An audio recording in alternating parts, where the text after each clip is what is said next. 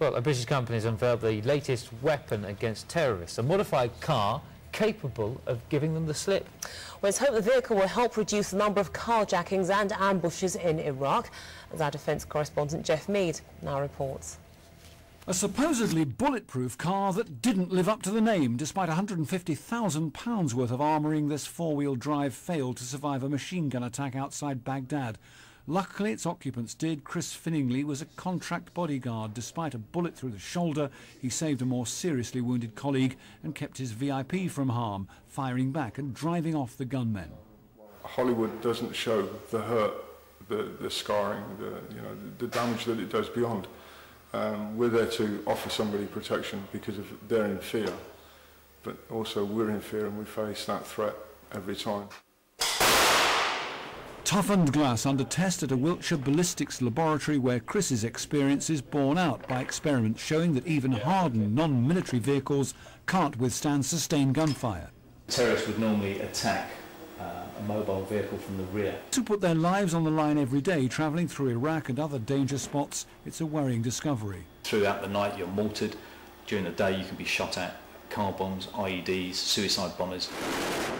So after months of testing and simulated attacks, a British company has come up with a system which from £6,000 equips a car to defend itself. Underneath the vehicle you would typically have this pyrotechnic device fitted. It comes in three different types: smoke and flashbang, very loud bang and very bright flash, and indeed airburst. They started with army-issue stun grenade. Not loud enough, so let's hear what twice that decibel level does.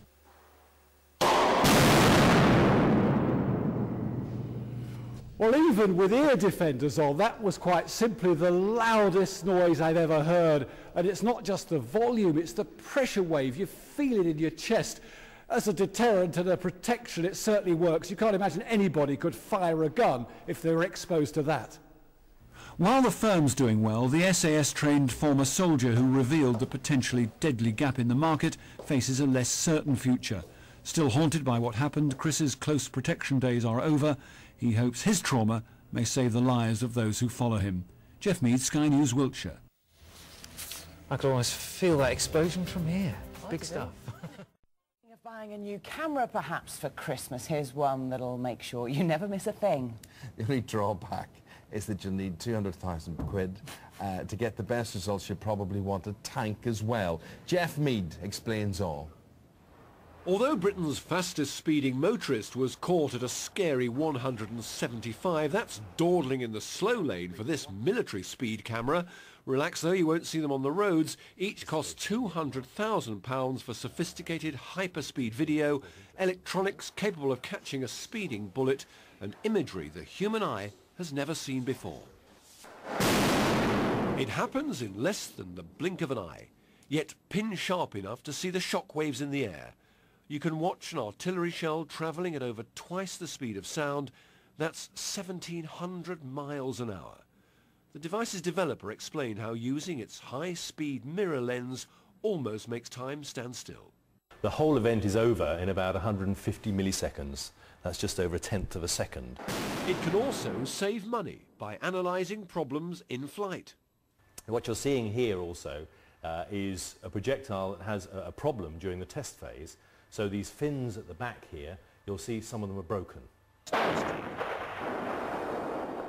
For air defence and ground combat. Called Thor, this missile system, newly in production in Northern Ireland, is part of a multi-billion-pound programme to modernise the Army's fighting vehicles. So far, though, the MOD hasn't followed the USA, Japan and Germany in buying the ultimate Gatso to evaluate such new weapons. For though it can track speeds from a crossbow bolt to a scatter of shotgun pellets and a supersonic shell, most countries prefer low-tech weapons testing that can still yield surprise results. Jeff Mead, Sky News, Wiltshire.